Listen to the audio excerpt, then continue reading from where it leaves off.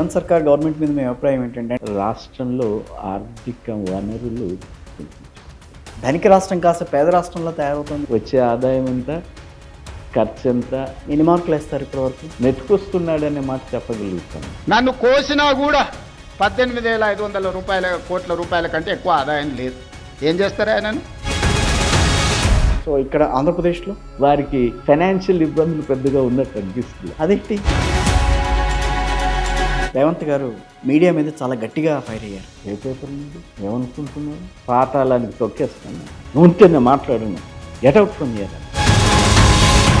చంద్రబాబు గారు అంటే బాగా నచ్చుతారా? ఇప్పుడు రేవంత్ రెడ్డి గారు అంటే బాగా నచ్చుతారంటే ఏం చెప్తారు? ఎందుకు కేసీఆర్ కూడా నచ్చాడు. కేసీఆర్ గారితో మీకు మంచి సాన్నిహిత్యం ఉంది కదా.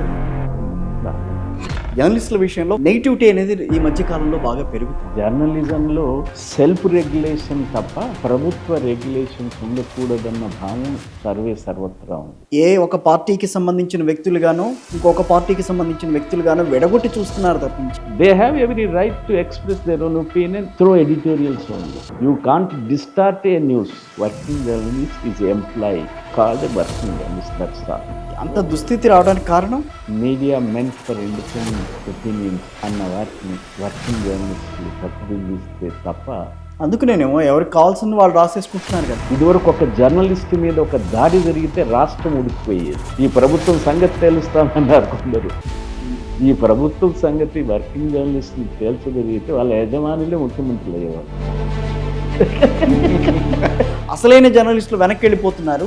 ఎక్కడ ఎవరెవరో వచ్చి అక్కడ కూర్చుంటున్నారు. నాకు అప్పుడప్పుడు అంటే యాంటీ సోషల్స్ కూడా ఏమైనా వచ్చారా ఈ ప్రొఫెషన్లో జ్వరబడ్డారా అన్న భావం కూడా. ఈ పెన్షన్ విషయంలో ఏంటి, జర్నలిస్టులు కూడా పెన్షన్ పెడతారు అని చెప్పి మాట వచ్చింది.